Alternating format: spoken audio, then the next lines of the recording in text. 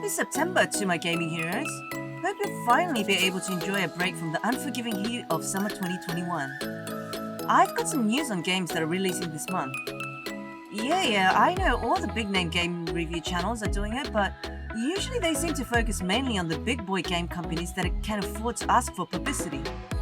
But we gamers are always thirsty for rare gems that don't cost a kidney and a half, so here are games from indie developers, emphasis placed on indie developers, not publishers mind you, that might have fallen under your radar but caught on Muse.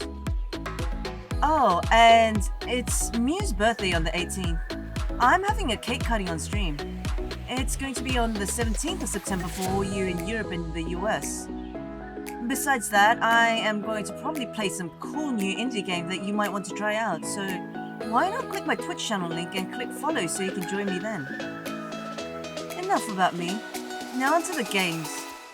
I've only done cursory research on the release prices, so any games where I don't mention a price is where I could not find such information on the official forums and or the developers have not gotten back to my inquiries on launch prices.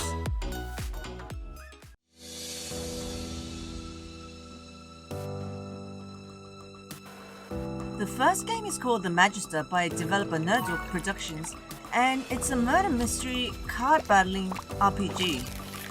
I'm a little on the edge about this one, and I would definitely try it out if given the chance, but I still can't imagine how the two genres of games would come together. For one, murder mysteries generally don't have battles. Now, I have seen survival horror games that are based on typing, and a dungeon crawler where you build the dungeon instead of controlling the characters, so I know genre mashups are doable. Let's see how the Magister turns out.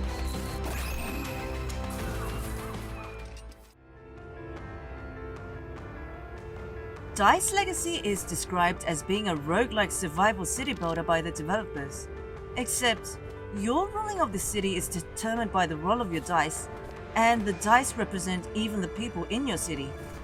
This is also a new concept, and I can already see that those who are RPG lovers having a blast with this twist. It is said that your citizens can be upgraded, and you'll have a choice between 6 types of rulers, and even have different types of die which you can forge together to unlock different abilities. Oh, and it's medieval cross steampunk themed. All the more better.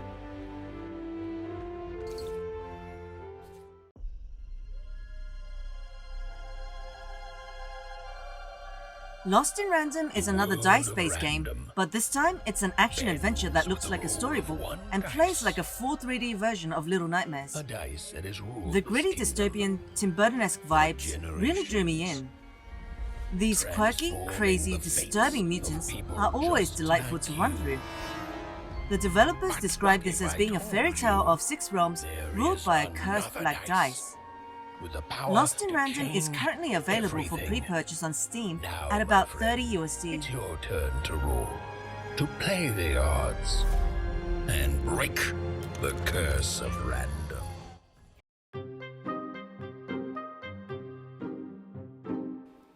House of Rules seems to be one of those horror games that frighten without jump scares. I love horror games that rely on the suffocating feeling of imminent doom and dread, as the game makes me feel powerless without having a ghost pop up in your face with a loud noise or with a psychopathic machete-wielding killer chasing you every step of the way. Based on the Neapolitan ghost story creepypasta, you play as a person who takes a suspicious job offer and works adhering to the rules while uncovering the secret of the mansion you work in.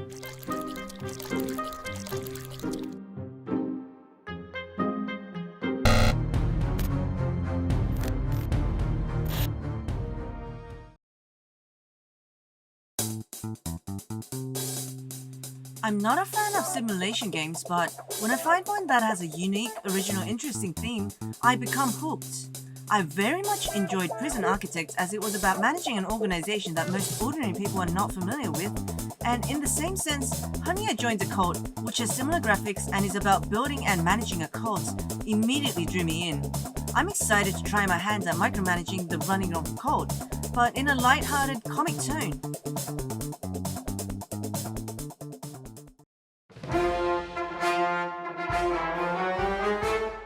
Card battling, deck building RPG seems to be the trend late 2021, but out of true pure deck building RPGs, I see the amazing American Circus among the very top, along with Library of Rona and Black Book. The cards are tricks that members of your circus plays, and your circus travels around the country of the US, quote-unquote, fighting with tricks to the audience. What a fresh concept! The whole package, including the OST and art book, is available for the price of the base game at $20 USD on GOG, but on Steam there is no option to pre-order the amazing American Circus as of yet.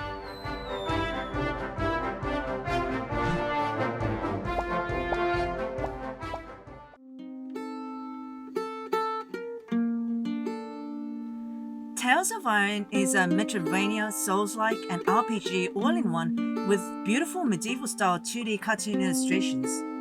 The developers claim this game has punishingly brutal combat. Games that have hard combat, difficult platforming Metroidvanias, shooter games, and rhythm games tend to gatekeep, keeping the games increasingly difficult for those niche seasoned players, but here's hoping that Tales of Iron would be difficult but learnable, judging from the comic feel of the game.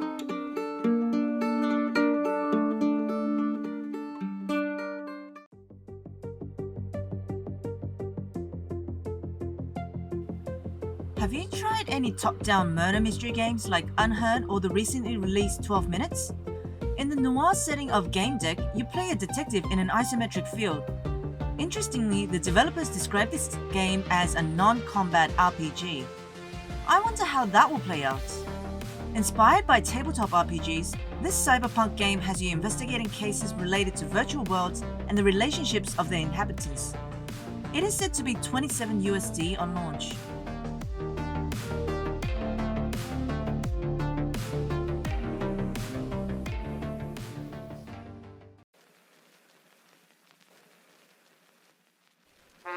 Air Fun and Winter's Night for Travelers is an artistic game that was first uploaded to itch.io. After playing that version, I personally will be happy to pay for the full Steam version, but the developers at Dead Idol Games have generously offered the game for free. Since they have a support pack including an art book, I might be getting that instead. The illustrations are so improved, and I would believe it if they said it was a picture book for children about years 2 to 4. It is a point-and-click game about 4 people coming to terms with extreme emotions in their own way, such as grief and anger, in a surreal, epic tone. I am extremely biased towards games that focus on emotions, so I'll just stop here.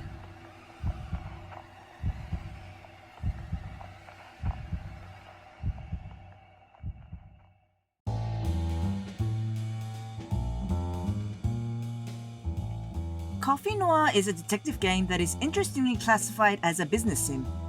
You not only solve a case revolving around the coffee industry in near London, you also have to manage contracts within said industry and manage your own coffee business on paper. With the complete game being in a Noir comic book style visual, it will be a delight to enjoy the illustrations along with the gameplay. With even a jazz OST to accompany your sleuthing work, I can't say no to this game. As of making this video, the exact release date is not specified, but it is said to release within September.